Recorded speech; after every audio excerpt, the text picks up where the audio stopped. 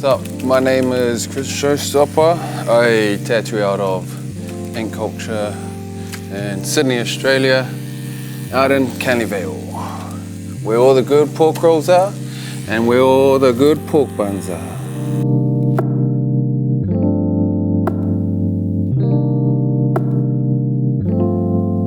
Usually I'll get a theme or sort of some kind of idea from the client, and then I'll kind of run off the idea. So say some clients will just tell me that they want like a girl and maybe a skull or something to do with say traveling, that kind of stuff, and then I'll go through all my files that I have on my laptop, see what works, and then I'll try and morph together some images that I'll find on Pinterest or Google, or I'll just try and add or draw as I go.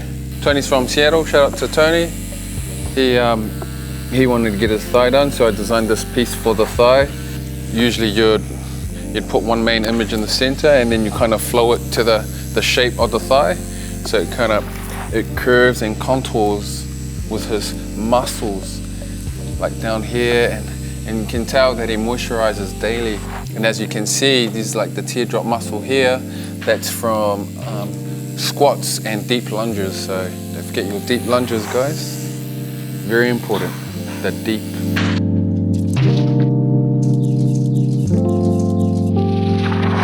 I usually start from the bottom because, you know, we all start from the bottom and then we end up here. I didn't get that from the song, I kind of just made that up as I went. It just happened to kind of go with the song that Drake made. But yeah, usually, ideally, it's best to start from the bottom. That way, if you start from the top or the middle and you're wiping, you end up wiping away your stencil. It's just common sense, kind of. And I'll try and start with all my darks first, and then I build off the darks. So what I've learned from like my homeboy Steve Butcher and all of those color artists is start with all your dark and your dull colors. That way you don't muddy all the light colors like your yellows and your light oranges and your whites. Actually, I learned that from a friend of mine. His name is Nathan. Shout out to Nate 101. I'm doing a lot of plugs there, doing a lot of shout outs to everyone.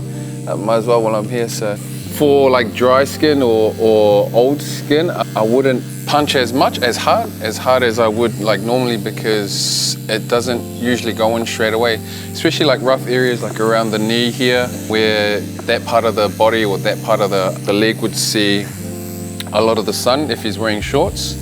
So rather than just punching it and turning my my machine up, I turned it down a bit and then just slowly worked it.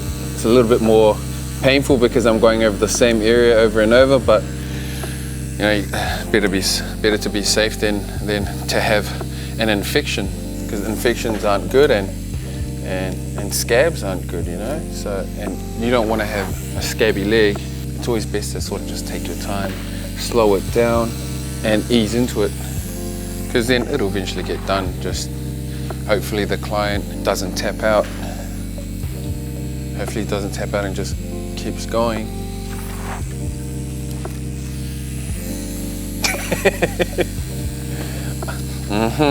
What advice would I give to a youngster coming up? Work hard, I guess. Work hard, don't complain, don't be a little sook. Just do the work, get in there, make the sacrifices, do the time, earn your stripes. It's simple. It's not rocket science. You want what everybody else has, you have to earn it. You gotta work for it. Nothing comes easy. I've taught a lot of artists that I've worked with. I've taught a lot of apprentices that I used to work with. I've shared a lot of my knowledge and a lot of my processes and a lot of tips that have gotten them to where they're at. And yeah, and then it's up to those young artists that if they want to teach other people what they've been taught, then yeah, feel free to. I don't mind. It's as long as you give recognition and acknowledgement to where you got it from and have that respect. My favorite place in the world, man, hands down, Japan. I love Japan. Me and my wife went there, I think 2-3 years ago. I think it was 2 or 3 years ago. Yeah, man, lovely culture. Best culture. Everyone's so respectful. Everyone's so like mindful of others. It was amazing, man. And I love the food. as you can tell, man, with all these muscles and all the gains that I have. Healthy eating like sushis and sashimi, edamame beans and ramen and stuff. So that's why it was really amazing going to Japan, because they had all the food that me and my wife love. It was just an awesome experience. How do I take my photos of my tattoos? I use my cell phone.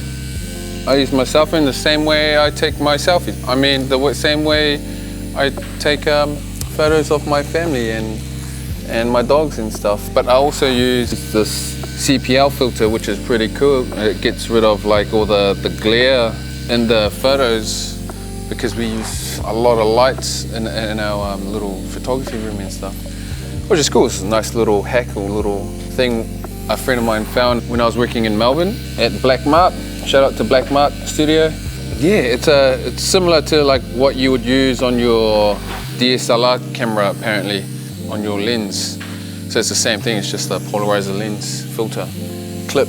Probably the best way of getting a tattoo with me is send me an email, let me know what you're after, send me a clear photo of the area you want to get tattooed. When people inquire, I always have to ask people to send me photos of the area, no selfies and no mirror shots, because what I do is I usually design on the actual photo.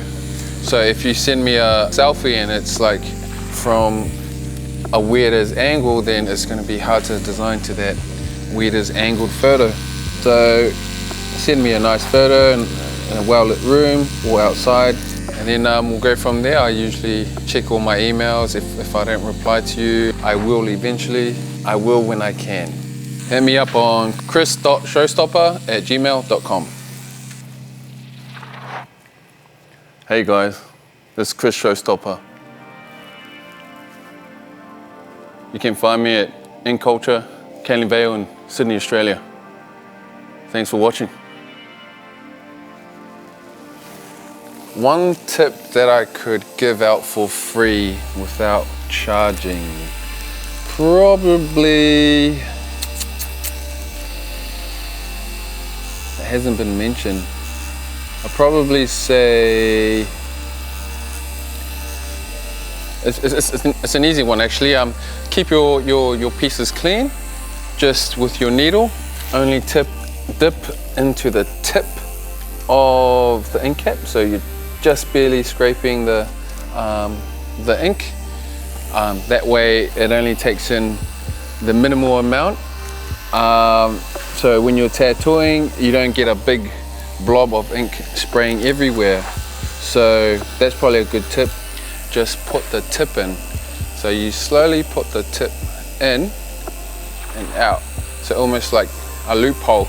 So it's a loophole effect. Loophole. So it's like going into the loop, but then you're only going to tip. Loophole tip. Loophole tip. Yep. Next question.